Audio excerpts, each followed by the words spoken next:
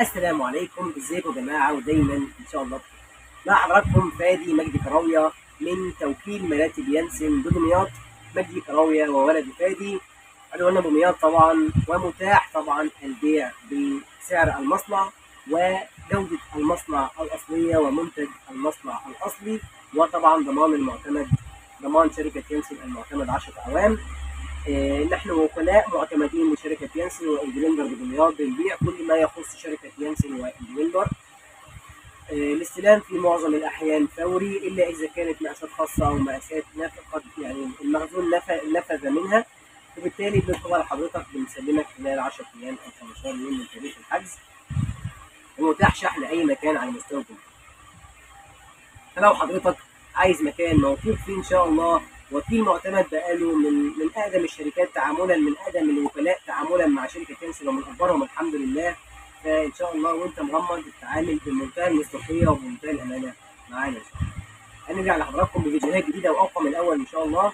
يمكن النهارده هناخدكم بخطوات ومن اهم الفيديوهات اللي ممكن تشوفها لو انت عايز تشتري مكتبه جديده من شركه يانسن او اندبندر. فالفيديو ده لحضرتك هيساعدك كتير جدا، وهيوفر على حضرتك وقت ومجهود وفلوس ممكن ترميها في الارض او ما تستخدمهاش، تدفع فلوس كتيره ملهاش لازمه. هنبدا مع حضراتكم من البدايه خالص.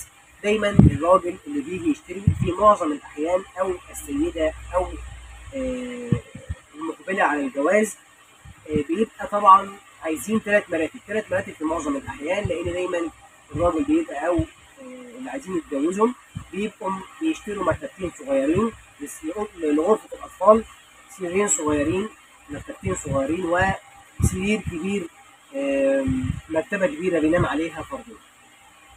فدايما يبقى عندنا قبل ما ندخل نشتري ان المكتبتين الصغيرين، المكتبتين اول سنين الجواز ان شاء الله، ربنا ما يغير على حد ابدا، ويبقى مدى العمر ان شاء الله مش ينام عليهم حد في معظم الاحيان، الا لو ده ضيف مثلا في اول مثلا سنه او سنتين، وبعد كده هيبقى في طفل.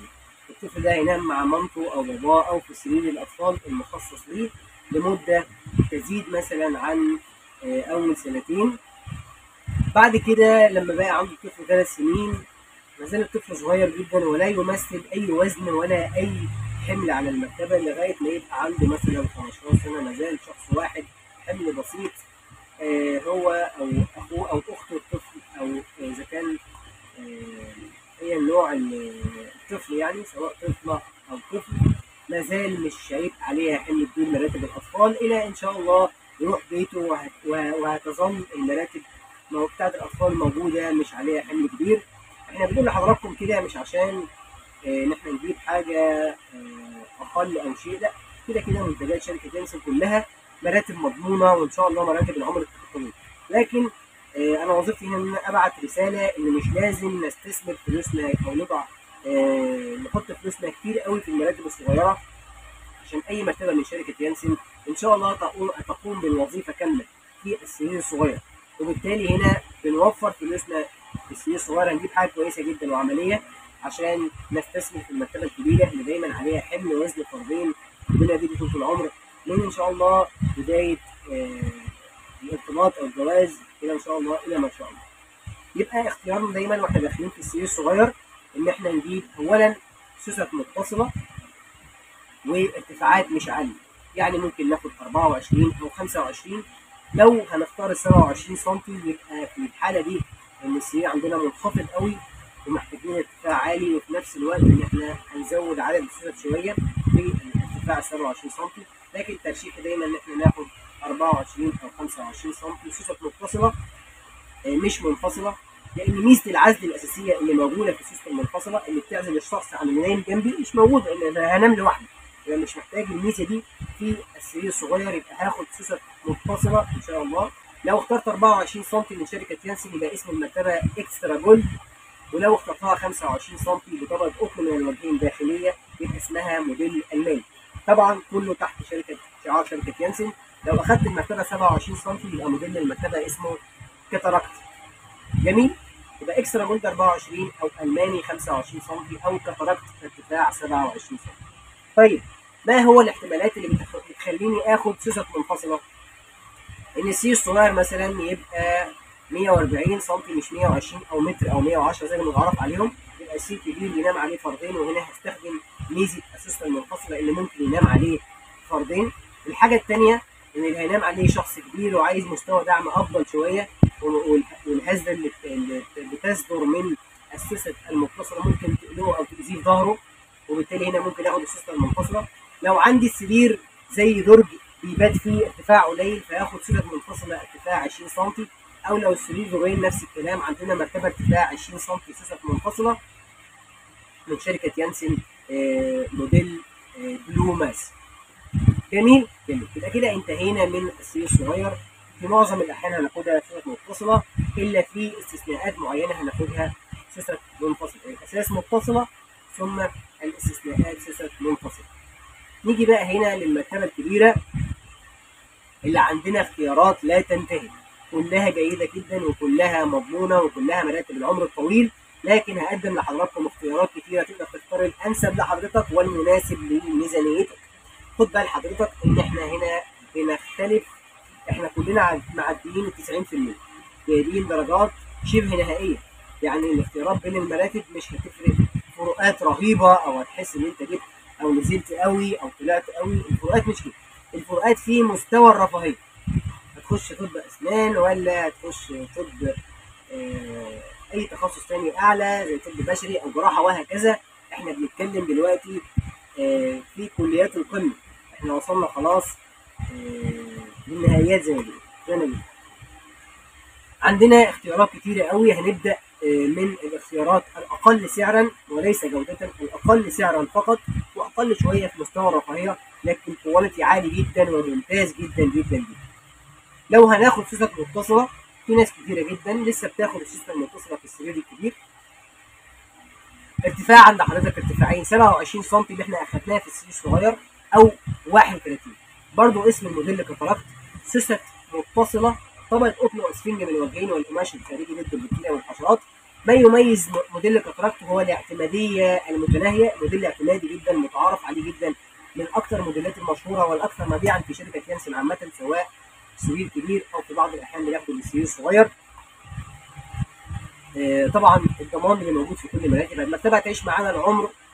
سوست اكتر من في موديل كتركت ما يميزه عن بقيه الموديلات السوست المتصله ان في سوست اكثر في المنتصف والاطراف لدعم اكتر وعشان تتحمل وزن عالي عليه.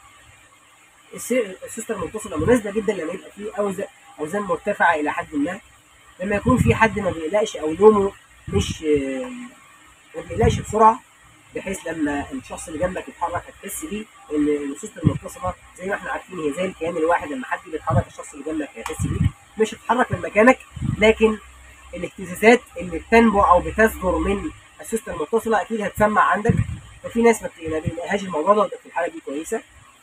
كمان قيمه مقابل سعر، لان سعرها بالنسبه لاسعار المراتب عامه المرتبه كويسه. يعني مثلا لو قلنا المرتبه ال 160 سم ارتفاع 27 سم من موديل كتركت سعرها 7700، والارتفاع 31 سم ب 8510. جميل جميل. خلصنا موديل كتركت وهو اختيار كويس جدا جدا جدا. جميل. في اختيار تاني معانا من موديل شركه انجلندر، اول ترشيحاتنا النهارده لشركه انجلندر، وهو موديل كيرز بلوتوث. موديل كيرز بلوتوث ايضا سوست متصله ارتفاع 30 سم، لكن هنا في ميزتين. الميزه الاولى ان هو مكونات سوست متصله وطبقه ريباوند او ريباوندد او ريبوند طبيه من كل وجه، دي في المرتبه المنتصف، وعليها طبقه بلوتوث من كل وجه، يعني 3 مراتب في بعض، مرتبه في النص اسمها نصف طبيه سوست متصله وعليها طبقه ريبوند من كل وجه، دي المرتبه اللي في النص وعليها طبقه طفريه او طبقه بلوتوث من كل وجه. هنا وظيفه المرتبه حاجات كتير. اولا السوست المتصله، المرتبه دي بتقربنا قوي للسوست المنفصله، يعني هي بتقع بين السوست المتصله والسوست المنفصله. ازاي بقى؟ السوست المتصله معروف ان هي بيطلع منها اهتزازات، هنا حطوا عليها طبقه ريبوند طبيه من كل وجه تقوم تقلل الاهتزاز الصادر من السوست المتصله، وفي نفس الوقت بتدعم العمود الفقري للناس اللي عندها بتحب المرتب انشف شويه. طيب هنا المرتبه انشف شويه، هم عملوا ايه بقى؟ عملوا موديلين منها، كيرز عادي من غير بلوتوث، سوست متصله وطبقه ريبوند من كل وجه اللي عايز مراتب انشف. وعملوا كيرز بلوتوب اللي انا بشرحها لحضراتكم دلوقتي اللي فيها ترشيح طبقه بلوتوب من كل وجه كمان. المرتبه اللي في النص الكيرز العاديه اللي هي سوست متصله وعليها طبقه ريباوند الطبيه من كل وجه، وفوقها طبقه الريبوند من كل وجه اللي هي بتطر المرتبه عشان تحصل على نومه اريح.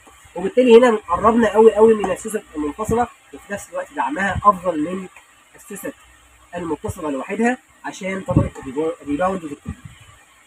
كده انتهينا من ترشيحات السوست المتصله. هنيجي اللي بعد كده اولى ترشيحاتنا ومن وجهه نظري الاهم وهو موديل بوكيت. اهم ترشيحات النهارده من شركه يانسن وسوست منفصله. سوست منفصله مكونات المرتبه لها ارتفاعين 27 سم و30 سم. موديل بوكيت عامه سوست منفصله، طبقه قطن واسفنج من الوجهين والقماش الخارجي ضد البكتيريا والحشرات.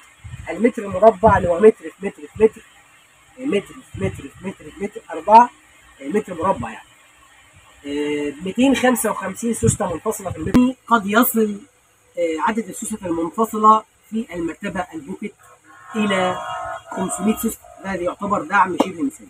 الوظيفه الاساسيه للسوسته المنفصله زي ما قلنا هي عزل الشخص اللي نايم جنبك، الحركات اللي بتصدر من الشخص اللي نايم جنبك بحيث لو حد بيصحى بدري، لو حد بيتحرك حركات مفاجاه، اللي جنبك ما يقلقش او يبقى معزول عنه، بتخلي الاحساس بيه اقل ما يمكن، وبالتالي نومهم خفيف. دي تبقى مرتبه مناسبه ليهم جدا. المرتبه مكوناتها سوست منفصله زي ما قلنا وطبقه قطن واسفنج من الوجهين والقماش الخارجي ضد البكتيريا والحشرات. المرتبه منها ارتفاعين 27 سم و30 سم.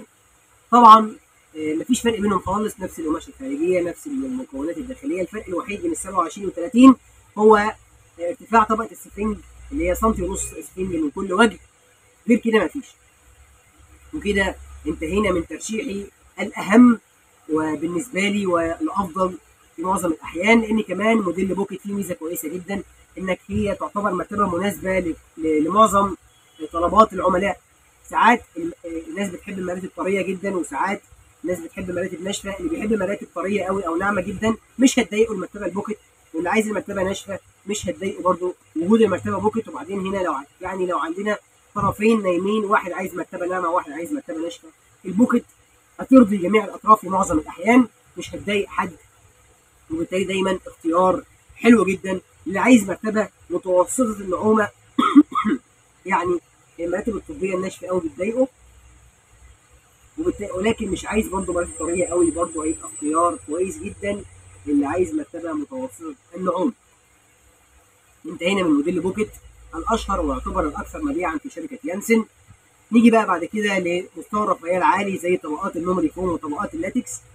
اضافه طبقات ميموري فوم للمرتبه بيقدم مستوى نعومه عالي جدا لانها تعتبر الانعم بلا منازع بين انواع الاسفنج. ميموري فوم او يعتبر بيطلق عليه في بعض الاحيان عند الناس اسفنج مطاطي للناس اللي ما تعرفش يعني ايه. لكن انا ما بفضلش الاسم ده لان هو اسمه يعني اللي متعرف عليه الميموري فوم او صاحب الذاكره، لانه بيمتص الجسم، بيمتص اي شيء يتحط فيه بياخد شكله. فلما تشيل جسمك بتحس ان انت زي لسه فاكر شكل جسمك على وضع الميموري فوم. وطبعا مع النوم في الوضع الكتير اللي انت بتنام عليه مع الميموري فوم بتلاقي نفسك كانك مطبوع في الميموري فوم مع الاستخدام. ده اللي انا شفته قبل كده فيديوهات عنه. يعني الميموري فوم طبعا لازم نخلي بالنا من موضوع الحراره، لازم درجات الحراره تبقى مناسبه. درجات الحراره العاليه قوي بتخليه يطلع حراره او بيصدر حراره، بالتالي الناس اللي ما بتعرفش تنام في الحراره العاليه هيبقى مش قوي، مش هيريحهم قوي. وطبعا نسبات الميموري فوم اللي بنضيفها بتبقى قليله قوي لسببين، عشان موضوع الحراره ده، والحاجه الثانيه عشان لو نسبه الميموري فوم زادت جدا زي مثلا 20 سم كده، في ناس بيطلبوا مراتب كده بس طبعا مش من مصر، بتبقى بره مصر. ده بيخلي فيه حاجتين، المرتبه تبقى غاليه جدا، ده اول حاجه. الحاجه الثانيه امتصاصها بيبقى عالي قوي، ممكن في ناس حتى ما تقدرش تقوم من المرتبه، انه بيبقى كانك نايم في كيس رمل. لكن اضافته بنسب بسيطه بيخلي الانسان يشعر بنعومه عاليه جدا في المراتب، وده بيقدم راحه عاليه زي الناس زي مثلا الرياضيين او اللي عايز مرتبه ناعمه. ترشيحي لحضراتكم موديلين، موديل من شركه يانسن وموديل من شركه انجلندر. موديلين اسف من شركه يانسن وموديلين من شركه انجلندر. هم يعتبروا واحد، لكن اللي عايز كده ماشي واللي عايز كده ماشي. من شركه يانسن الموديل الاول معانا وهو موديل ميديبيديك، ارتفاع 28 سم، سوست منفصله، طبقه اسفنج وطبقه ميموري فوم. طبعا هنا طبقه الاسفنج اللي فيها من 3 ل 4 سم. موديل ميديبيديك مرتبه ناعمه جدا، ما يوازيها في موديل انجلندر وهي موديل فيسكوبيديك. فيسكوبيديك تعتبر هي نفس المرتبه بتاعت ميديبيديك، ارتفاع اقل سنتي واحد. في الموديل فيسكوبيديك ارتفاع 27 فيسكوبيديك وميديبيديك يانسن 28، لكن كثافه الاسفنج في الموديل فيسكوبيديك اعلى شويه. اللي بيحب المرتب اطرى ياخد ميديبيديك، اللي بيحب المرتبه طريه قوي بس فيها دعم افضل شويه ياخد فيسكوبيديك. الاثنين واحد. دول ارتفاع يعتبر متوسطه للناس اللي عايزه ارتفاعات عاليه. عندنا موديل من شركه يانسن موديل رياليتي، ومن ما يوازيه من شركه انجلندر امريكان سبيريت، ارتفاع موديل يانسن رياليتي 35 سم وامريكان سبيريت 34 سم، يعتبروا نفس المرتبه. سوست منفصله، مرتبتين في بعض، اللي تحت سوست منفصله عاديه كامله الاركان، والعاليه طبقه بلوتوث بتحتوي في الناحيتين على ميموري فوم وسبرينج سوبر سوفت. هنا 34 سم موديل امريكان سبيريت، وهنا رياليتي 35 سم موديل رياليتي. كده يبقى اللي عايز ميموري فوم ترشيحات كويسه جدا يروح عليها على طول من غير ما يفكر. اللي عايز موديل طبقه اللاتكس، طبقه اللاتكس جت بتعدل ويعني بتحسن، مش هنقول العيوب في الميموري فوم، لكن يعتبر تكنولوجيا اعلى شويه مستخدمه فيها. اولا هي بريزابل او بتتنفس لانها مليانه فتحات. اللاتكس ده بيبقى فيه فتحات كتير عشان تتنفس وعشان تبقى مناسبه جدا مع تعرضها للحراره، ما بتتفاعلش مع الحراره خالص وما بتتفاعلش مع حراره الجسم ولا اي تغيرات في الحراره، لا تتفاعل معها نهائيا، عشان طبعا تكوينها وفي نفس الوقت هي مشتقه من نبات المطاط او شجر المطاط، منتج طبيعي 100%، ما فيش فيه اي منتجات كيميائيه، وعشان كده ما بيتفاعلش بالحراره تماما. طري جدا، لكن هنا في بعض الاختلافات عن الميموري فوم، ان سرعه ارتداده عاليه جدا، مش ما عندوش ذاكره زي الميموري فوم، ومجرد ما الجسم بيقوم بيرجع مكانه فورا. الدعم افضل لكن مش بنعومه الميموري فوم، هو ناعم جدا طبعا لكن الميموري فوم انعم. اللي عايز دعم افضل واللي عايز حاجه ما تتفاعلش مع الحراره يبقى اختيارنا مع اللاتكس. لو عايز حاجه انعم يبقى اختيارك مع الميموري فوم. ترشيحي هو موديل واحد من شركه انجلندر وهو موديل هانيمون، ارتفاع 27 سم، سوست منفصله وطبقه لاتكس وطبقه اسفنج. يعتبر كده احنا انتهينا من موديلات الرفاهيه. ما عادش عندنا غير ترشيح واحد، وهي مش ترشيح، هي الموديل الوحيد المتاح عندنا او كله شبه بعضه في شركتين يانسن وانجلندر، وهو موديل ماريوت الطبي للناس اللي عايزين او عندهم مشكله في الفقرات او في العمود الفقري، عافانا وعافاكم الله. هي بتدي احساس صلب، منها ارتفاعين 17 سم و22 سم من شركه يانسن، ومتاح اضافه طبقه قطن سواء على ال 17 سم او ال 22 سم. بتقدم طبعا دعم صلب لمرضى العمود الفقري. في بعض الترشيحات الاخرى اللي ممكن برضه تقدم مرتبه واختيارات حلوه قوي، زي موديل دريمز من شركه انجلندر، ارتفاع 26 سم، سوست منفصله وطبقه اسفنج سوبر سوفت، تعمل على المرتبه على وجه واحد. مرتبه هايله جدا جدا جدا، نفس مواصفات موديل بوكيت، لكن هنا المرتبه تعمل على وجه واحد، موديل بوكيت بيعمل على الوجهين. الموديل دريمز المرتبه انعم شويه من موديل بوكيت لكن يعتبر نفس المواصفات. يا رب تكونوا قدمت لكم النهارده فيديو كويس جدا وممتاز. ما تنسوش نحن وكلاء رسميين لشركه يانسن، تقدر تشتري من عندنا اونلاين او من فروعنا او عن طريق الاتصال نشحن لحضرتك، مفيش اي مشكله. شكرا لحضراتكم، نراكم قريبا، سلام عليكم. ما تنسوش تعملوا لنا لايك وفولو على صفحاتنا على اليوتيوب وعلى الفيسبوك. على اليوتيوب توكيل مراتب يانسن بدمياط، وعلى الفيسبوك توكيل مراتب يانسن دمياط.